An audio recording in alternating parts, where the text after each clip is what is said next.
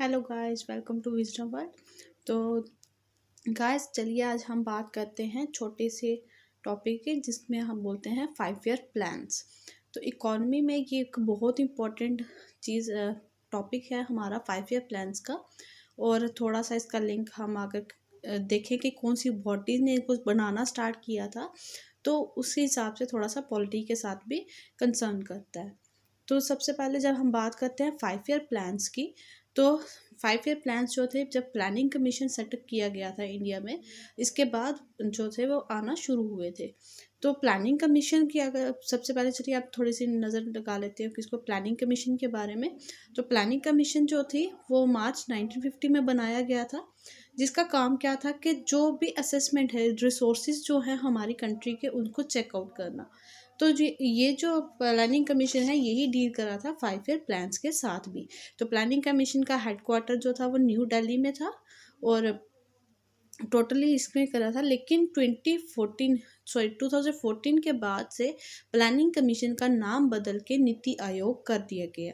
तो नीति आयोग जिसको हम बोलते हैं नीति आयोग आज के टाइम पे, और ये जो नीति आयोग था ये बनाया गया था 2014 में, ठीक है, बाय द प्रेजेंट गवर्नमेंट। तो 1 जनवरी 2015 से इसको इस्टेब्लिश किया गया था। और नीति आयोग जो है इसकी स्टैंड करता है national institution for transforming India को।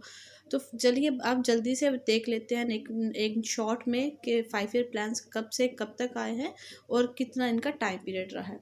तो फर्स्ट 5 ईयर प्लान आया था 1951 में, और जिसका टाइम पीरियड रहा था 1956 तक। तो 51 से 56 तक फर्स्ट 5 ईयर प्लान था। सेकेंड 56 टू 61 रहा था। 61 से 66 तक रहा था। तो इसके बाद क्या हुआ था, 3 इयर्स का गैप आया था। वो गैप किसकी वजह से आया था, वॉर की वजह से आया था, जिसको और उस टाइम पे जो प्लान बनाए गए थे उनको कहा गया था रोलिंग प्लान, जो था 1966 से 67, 67 से 68 का पीरियड एंड 68 से 69 का पीरियड। इसके साथ साथ फिर फोर्थ 5 ईयर प्लान आया 69 टू 74, एंड देन 1974 से 78 फिफ्थ 5 ईयर प्लान। और इसके बाद फिर 2 इयर्स की क्या आई, फिर गैप आया बीच में 2 साल का, जिसमें हमें देखने को मिली नेशनल इमरजेंसी देखने को मिली।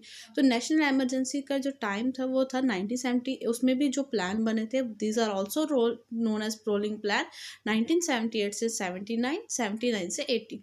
फिर इसके बाद हम देखते हैं कि जो 1980 में फिर से 5 ईयर का प्लान बना, जो 85 तक रहा, और 85 से 90 तक 7th 5 ईयर प्लान आया।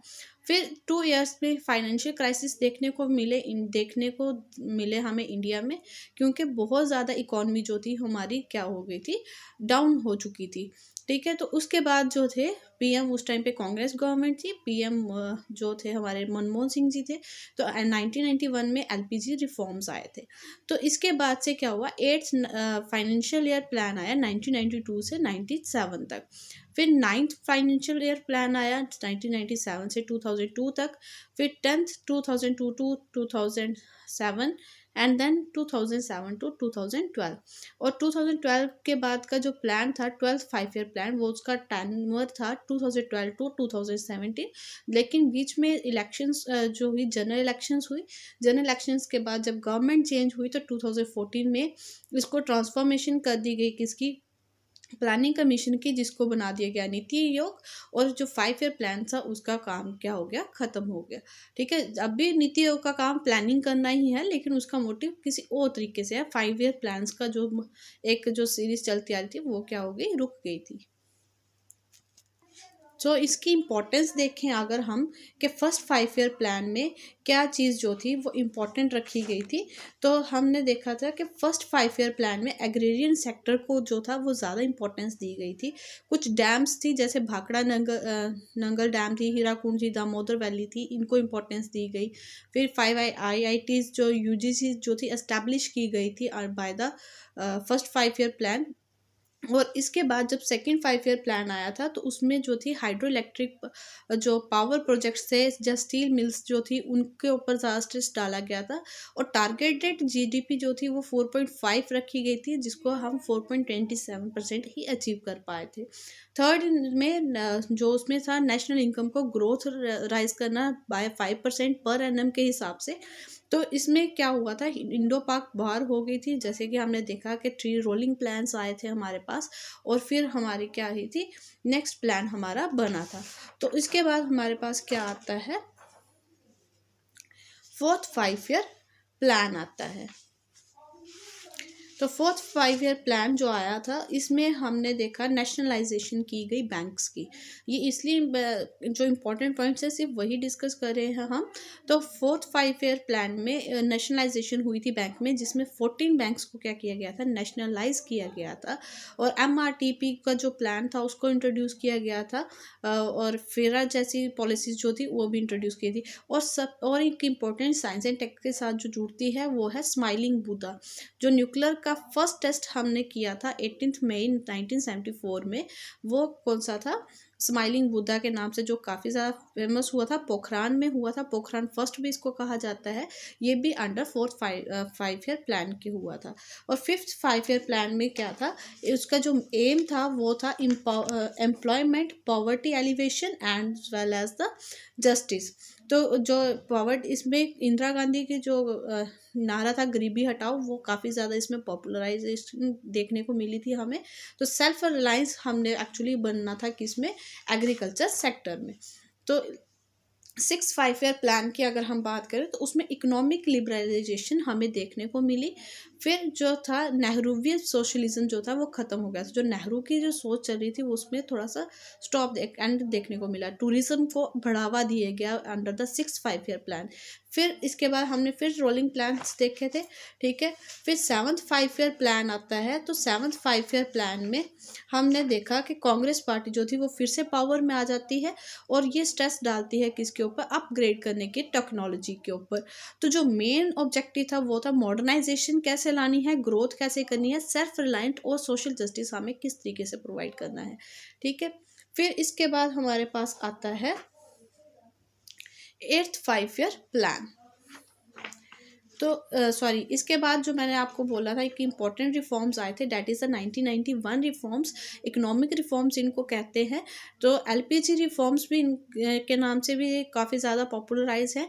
तो इसमें जो लाइसेंसिंग राज था वो उसको ख़त्म कर दिया गया था और जो न्यू पॉलिसीज़ थी उसको लाया गया था। ग्लोबली हम लोग जुड़ गए थे इकोनॉमिकली दूसरे वर्ल्ड के साथ।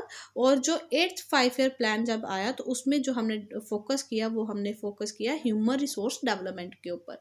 तो इंडिया जो था इसी प्लान के अंडर 1 जनवरी 1995 में WTO का मेंबर बना था, यानी कि वर्ल्ड ट्रेड ऑर्गेनाइजेशन का मेंबर भी बना था। इसके बाद जो इम्पोर्टेंट और एक हिस्टोरिकल स्टेप्स लिए गए थे वो थे 73rd amendment act and the 74th amendment act. तो अगर हम बोल देते तो उसमें क्या था कि आप क्या कर रहे हो, कॉन्स्टिट्यूशनलाइज कर रहे हो पंचायती राज इंस्टीट्यूशंस को और उसके साथ साथ अर्बन लोकल गवर्नमेंट को। फिर हमारे पास आता है 9th 5 ईयर प्लान, जिसमें ऑब्जेक्टिव रहता है equitable distribution and growth with equality, ठीक है। उसमें हम बोलते हैं टेक्नोलॉजिकली भी हमें सेल्फ रिलायंट बनना था, सेल्फ सफिशिएंसी चाहिए थी हमें फूड ग्रेन्स में, और इंटीग्रेटेड डेवलपमेंट प्रोग्राम चाहिए थे हर एक सेक्टर में। 10th 5 ईयर प्लान में हमने देखा कि 2002 से 2007 तक इसमें रखा गया growth with emphasis on human development. तो यहाँ पे हमने स्ट्रेस किस पे डाला कि ग्रोथ तो चाहिए लेकिन हमें ह्यूमंस की भी क्या करनी है, डेवलपमेंट करनी है। तो इसमें जो टारगेट्स थे वो चेक करने थे, पॉवर्टी को कम करना, अनएम्प्लॉयमेंट को कम करना, ये से इस तरह से।